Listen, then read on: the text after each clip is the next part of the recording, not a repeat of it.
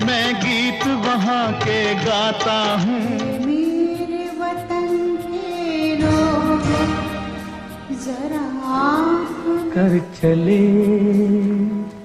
हम फिदा, मेरे देश की धरती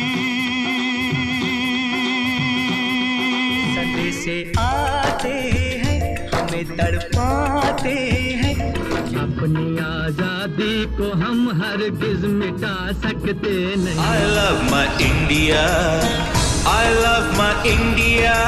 डाल डाल पर सोने की चिड़िया करती है बसे। मैं निर्मलेंदु सुहाना सफर से आप सभी मित्रों, भाइयों, बहनों को इंडिपेंडेंस डे की हार्दिक मेरा शत शत प्रणाम उन माओं और खासकर उन शहीदों को जिनके कारण हम आज इंडिपेंडेंस डे मना रहे हैं।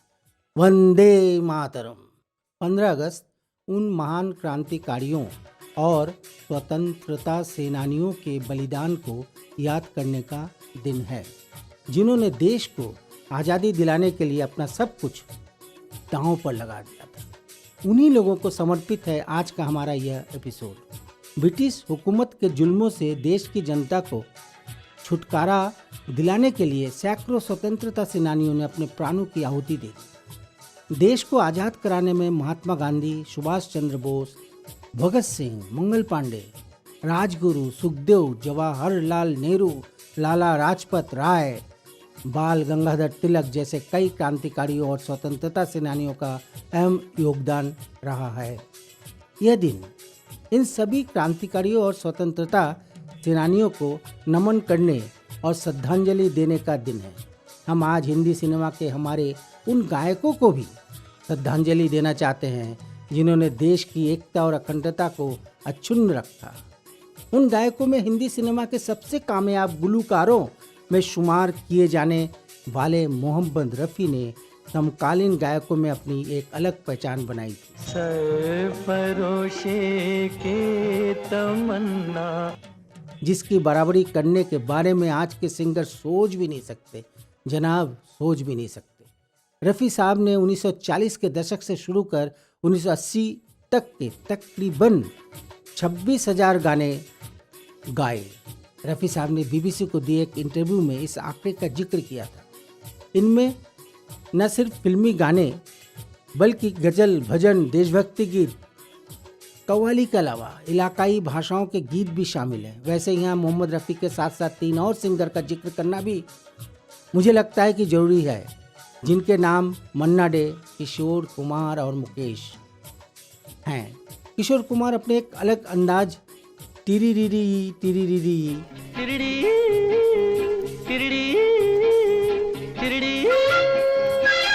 के लिए पहचाने जाते हैं। मन्ना डे अपने क्लासिकल झनक झनक तोरी बाजे पायलिया झनक झनक तोरे बाजे पायलिया के लिए जाने जाते हैं। तो मुकेश दर्दिले गीतों के लिए दोस्त दोस्त ना रहा, दोस्त दोस्त ना रहा जाने जाते हैं। इसमें कोई दो राय नहीं कि इन तीनों ने बहुत मकबूलियत हासिल की, इज्जत हासिल की, दौलत हासिल की। लेकिन जब देशभक्ति के गीतों की चर्चा होती है तो केवल और केवल रफ़ी साहब की आवाज़ कर चले हम फिदा गीत हो या सरफरोशी की तमन्ना अब हमारे दिल में है, सरफरोशी की तमन्ना, या दिलीप कुमार की फिल्म लीडर का यह गीत हो, अपनी आज़ादी को हम हरगिज मिटा सकते नहीं। अपनी आजादी को हम हरगिज मिटा सकते नहीं। दरअसल अब तक देशभक्ति पर आज़ादी के बाद जितने भी गीत पिछले लगभग 75 सालों में बने हैं, उनमें एक ही आवाज़ सबसे ऊपर गूंजती रही और वह आवाज़ है मोहम्मद रफ़ी साहब की। कुछ लोगों का कहना है कि किशोर कुमार ने कभी भी देशभक्ति गीत नहीं गाया है, तो हम यहाँ यही कहने का प्रयास कर रहे हैं कि इस गीत को देखो वीर जवानों, देखो वीर जवानों अपने। किशोर कुमार ने ही गाया है। जी हाँ, दरअसल जो लोग यह कहते फिरते हैं कि किशोर कुमार ने कभी देश प्रेम पर आधारित कोई गीत नहीं गाया है, तो उनके लिए यह जानकारी काफ़ी है कि किशोर सर ने भी देशभक्ति गीत गाए हैं। हाँ, ये सच जरूर है कि के यानी किशोर कुमार ने 1 या 2 गीत ही गाए हैं। हो सकता है एक आध गीत और ज़्यादा गाए हों। मेरे देश की धरती सोना उगले उगले हीरे मोती, मेरे देश की धरती, मेरे देश की धरती। देश में इंडिपेंडेंस डे हर साल 15 अगस्त को मनाया जाता है। सारे जहां से अच्छा हिंदुस्तान हमारा सारे जहां से अच्छा गीत गाकर 15 अगस्त 1947 यह वह दिन है जब हमें आज़ादी मिली थी। आप सब जानते हैं कि आज़ादी हमें आधी रात के समय मिली थी। सन 1947 रात 12 बजे मिली थी आज़ादी। पिछले 75 सालों में बॉलीवुड के कुछ गायकों ने भी अपना कमाल दिखाया है। यदि यह कहें कि इन देशभक्ति गीतों आई लव माई इंडिया, जहाँ डाल डाल पर सोने की चिड़िया करती है बसेरा, I love my India, I love my India. डाल डाल पर सोने की चिड़िया करती है। तो सुनकर हम और आप आज़ादी का जश्न मना सकते हैं तो शायद गलत नहीं होगा। इसी दिन हमें अंग्रेजों के शासन से आज़ादी मिली थी और इसीलिए इस दिन पर हर भारतीय को गर्व होता है। I love my India, I love my India. I love my India. इस खास मौके पर शिक्षण संस्थान या वर्क प्लेस पर देश की आज़ादी का सेलिब्रेशन देशभक्ति के गीतों के बिना कहते हैं कि अधूरा ही रहता है। आइए इस मौके पर बॉलीवुड के कुछ ऐसे गीतों को गुनगुनाते हैं जो हमें देश के प्रति हमारा प्रेम दोगुना कर देगा। रफ़ी साहब का केवल एक गीत, जहाँ डाल डाल पर सोने की चिड़िया करती है बसेरा, जहाँ डाल डाल पर सोने की चिड़िया करती है। अच्छे अच्छे लोगों के जीवन में जुनून भर देता है। जी हाँ, यही भारत माता के सपूत की असली पहचान। रफ़ी साहब की जोश भरी आवाज़ दिल में देशभक्ति का जुनून और जज्बा कूट कूट कर भर देता है, कूट कूट कर भर देता है। यदि यह कहें कि रफ़ी साहब की आवाज़ एक संत की आवाज़ थी तो शायद गलत नहीं होगा। यह हमें थी नहीं कहना चाहिए, है कहना चाहिए, क्योंकि अभी भी उनकी आवाज़ जीवित है। उनकी आवाज़ हमेशा आपकी और हमारी रूह तक पहुंचकर हमें मधुर मधुर गीतों से तरबतर कर देती है, स्नान करा देती है।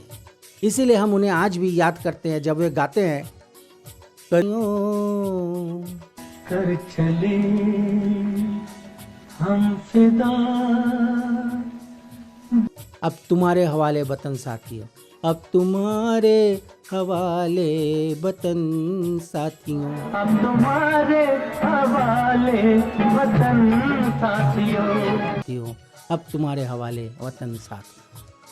हमें यही संदेश पहुंचाता है कि हमने अपने जीवन और अपनी आत्मा को देश के लिए कुर्बान कर दिया है। 5 मिनट से अधिक लंबा है। हकीकत में एक और गीत ने रोंगटे खड़े कर दिए थे। बोल हैं, हो के मजबूर मुझे उसने भुलाया होगा, हो के मजबूर मुझे। दरअसल गीत को युद्ध के कहर से सैनिकों का ध्यान भटकाने और थके हुए सैनिकों का हौसला बढ़ाने के लिए रखा गया था, रचा गया था। हाँ, एक बात और, कैफी आजमी के दामाद जावेद अख्तर ने इसी गीत से प्रेरित होकर फिल्म बॉर्डर में संदेश आते हैं गीत की रचना की थी। संदेश आते हैं हमें तड़पाते हैं। गायक थे सोनू निगम और रूप कुमार राठौर, संगीतकार थे अनु मलिक। यह गीत अलग तरह ही संदेश देता है। दरअसल आपका मूड कैसा भी हो, लेकिन एक बार जब आप इस गीत को सुनेंगे तो आप भारत के परिवार का एक हिस्सा बनकर अपने आप को बहुत धन्य महसूस करेंगे। यह गीत हर भारतीय की भावना है। इस सुंदर गीत का श्रेय सभी को देना चाहिए, खासकर जावेद अख्तर साहब को। दरअसल हम हकीकत की चर्चा कर रहे थे। फिल्म हकीकत को सन 1965 में दूसरी सर्वश्रेष्ठ फीचर फिल्म के लिए राष्ट्रीय फिल्म पुरस्कार मिला था। उद्वेलित हो जाता है। मदन मोहन की धुन और कैफी आजमी के बोल, कट गए सर हमारे तो कुछ गम नहीं, कट गए सर हमारे तो कुछ नस नस में जोश भर देता है। रफी साहब ने जुनून से गाया है गीत, सिर हिमालय का हमने न झुकने दिया। सर हिमालय का हमने न झुक। सच है, भारत माता का सिर आज भी गर्व से ऊंचा उठा हुआ है। यह आजादी मिली है।